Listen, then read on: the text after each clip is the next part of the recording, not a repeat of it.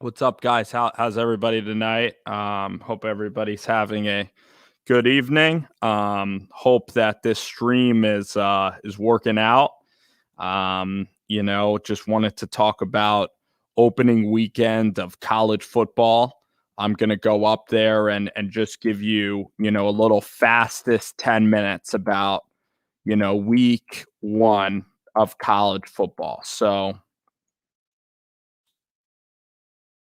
and then I'll answer some of your questions as I see them. Hmm. Hmm.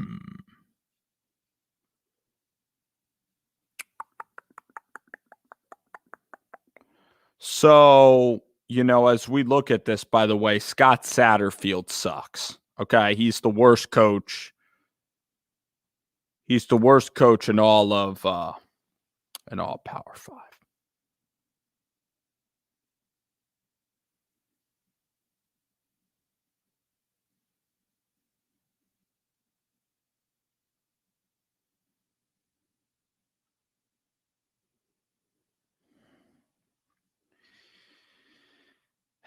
So I'm just sad that, tonight's a terrible game. But last night, for Florida State, I'm glad that they were able to hang in there. They played a real solid game. Good skill position stuff. The running game looks a little bit better. Defense looks better. I know it's against Notre Dame, and Notre Dame has awful quarterback play, so they have no chance of really doing anything special. I mean, they're a boring team to watch week in and week out. So anyway, let me go back and I'll just I'll just share my thoughts on some of these results that happened last night.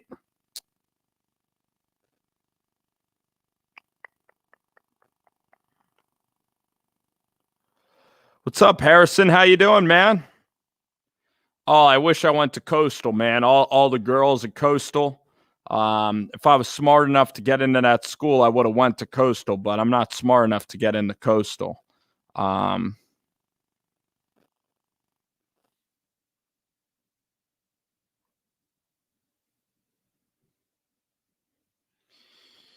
Coastal would have been the best experience in the world. I mean, their coaches there. I mean, you got head coach Jamie Chadwell, defensive coordinator from Furman, Chad Staggs, who just a great defensive coordinator. Got Willie Korn, who played at Burns High School in 2005. Started in front of Chase Dodd, and he's now the quarterback's coach and offensive coordinator there. You have Grayson McCall, kid from Charlotte, 3-star guy, ran the option, a little bit like Nick Fitzgerald, but he can actually throw the ball. Man, that school is just unbelievable. And they're 28-point favorites next week against Kansas. But looking at, college football, little week 2 action of college football. I'm pulling it up right now, so I'm going to read you guys the scores, and then we're going to get cracking with everything. All right, so Friday night was amazing. We had Charlotte, we talked about Duke, we talked about all those games right on Friday night. Then UCLA beat Hawaii. That was unbelievable. I mean, Chip Kelly, it just shows you got to give people time. You got to give people time to win. And that's what Chip Kelly did. And that's what Chip Kelly does. So I'm really happy for Chip Kelly. Then you look at San Jose State, and I'm not going to read a lot of the comments, going to kind of read the games and then, post the video. San Jose State. Shoot, I'm still reading the wrong thing. All right.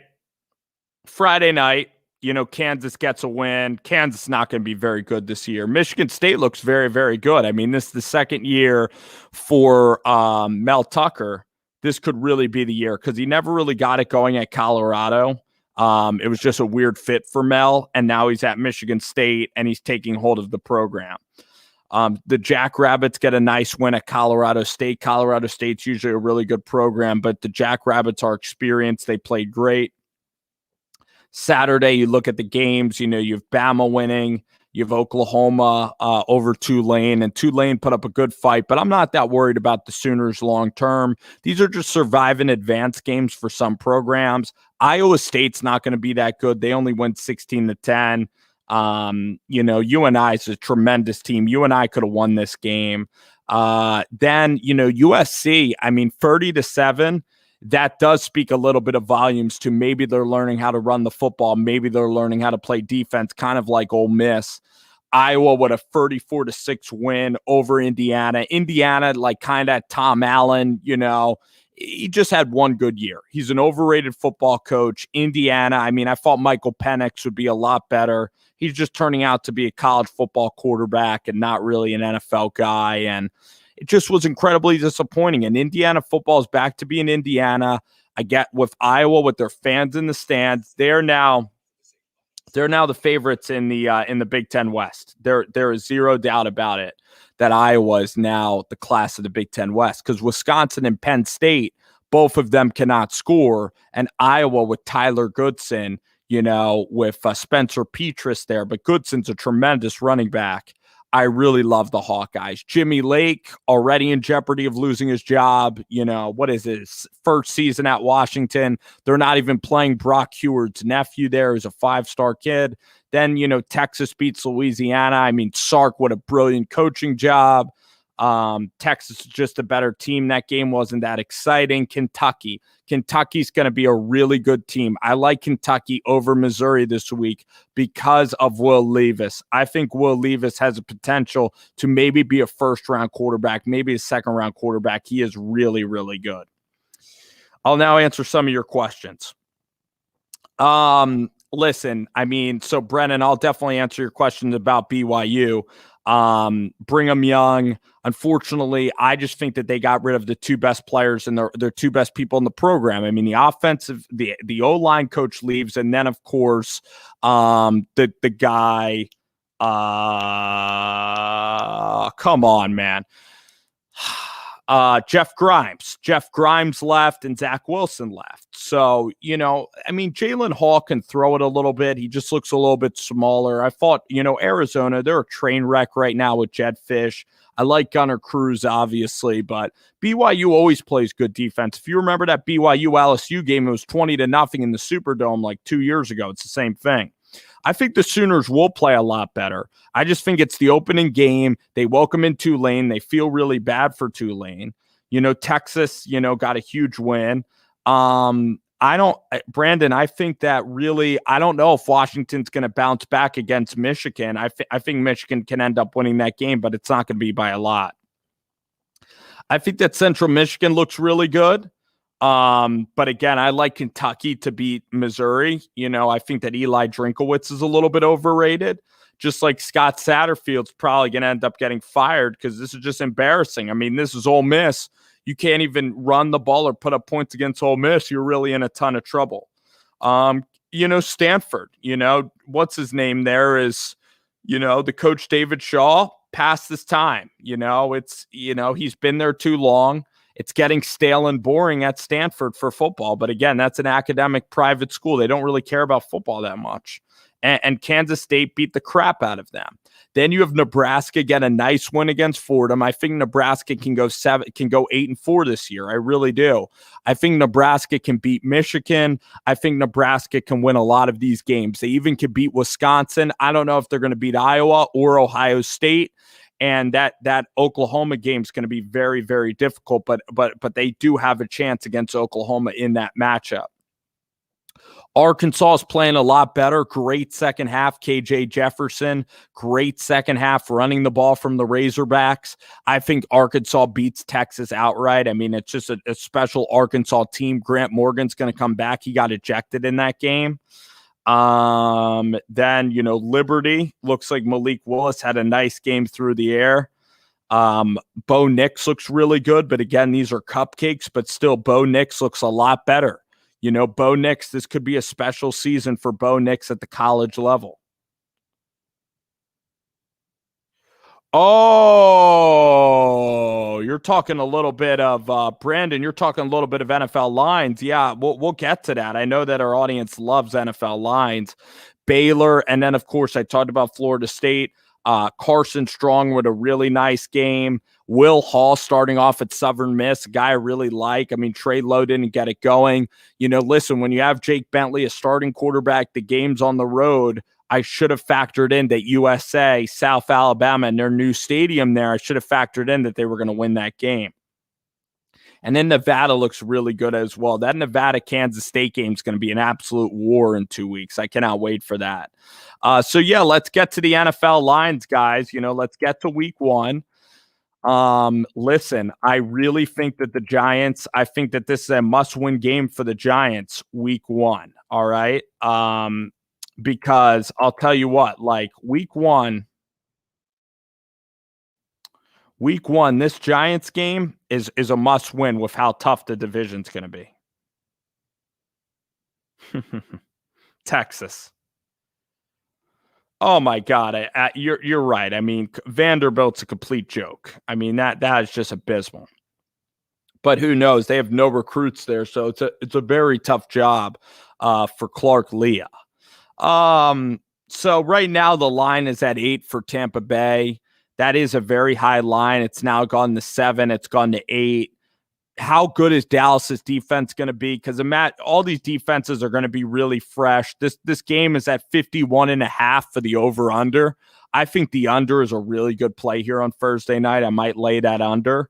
And then I would probably go with Tampa, but it's not one of my favorite bets. Pittsburgh and Buffalo. Buffalo, a -6.5 favorite. 49 is the over-under in this game. Again, this game, or 45. No, 49. I think that this game could really, really go under. I think this is a good underplay. 45, I think is a very, very good underplay. All right.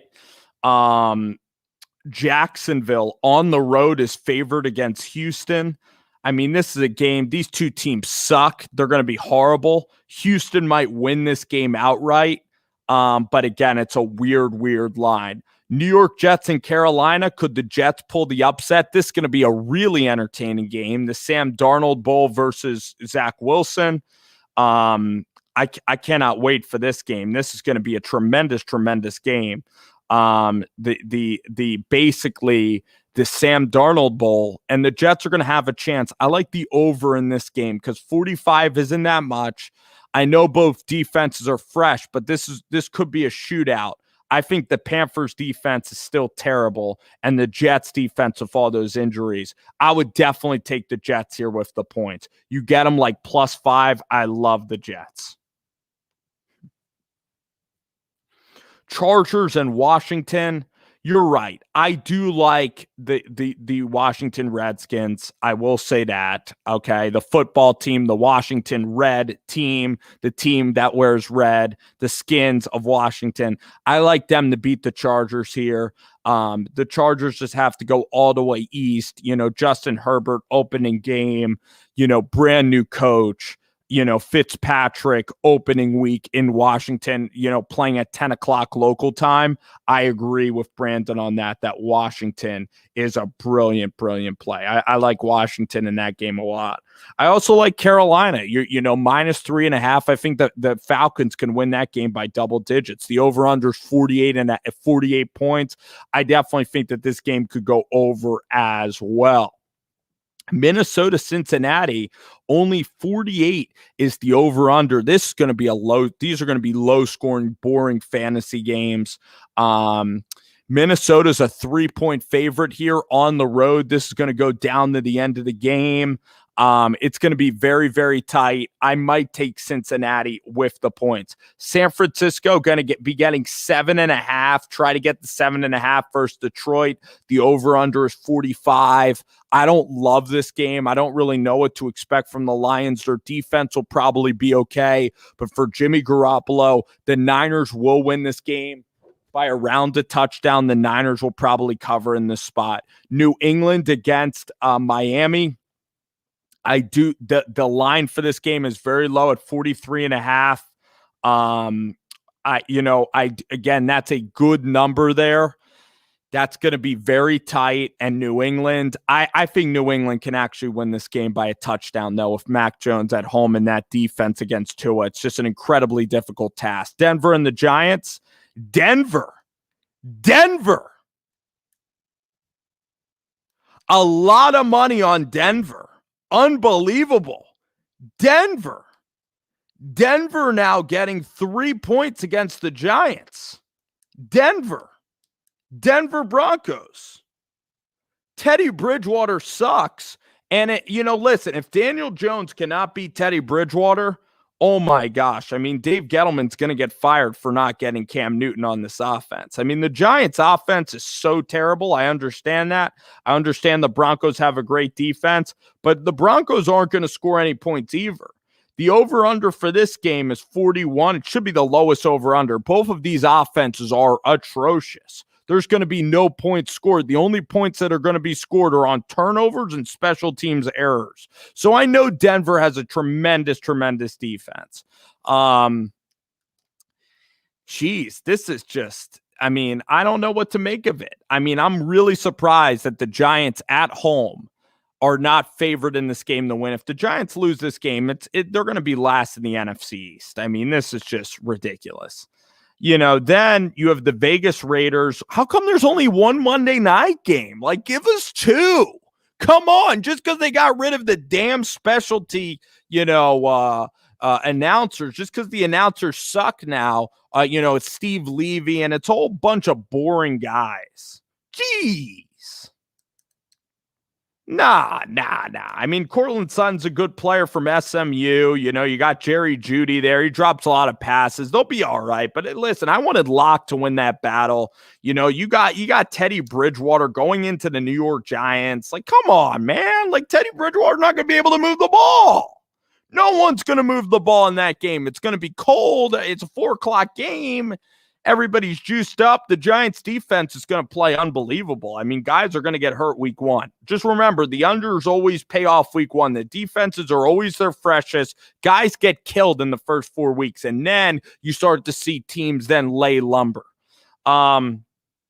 I like the Rams -7.5, but again, that's on the road. But still, I like the Rams to pedal it down. I love Kansas City -6 against Cleveland. Cleveland could get the doors blown off of them. So I like a lot of these lines. I like a lot of these lines. I'm going to go and play a lot of these games. College football this week, who impressed me? Obviously, Iowa played really well. Ole Miss, I got to give them some credit. I think Arkansas is going to surprise a lot of people this year. Mississippi State with an unbelievable comeback win. I think Mississippi State can beat NC State pretty badly next week. And, I'm really excited, for this whole college football season. Think it's going to be great. Next week, the slate's a little bit lighter. You got Nebraska, Buffalo, you got Arkansas versus Texas, you got Mississippi State, NC State. Those are my favorite games to watch next week.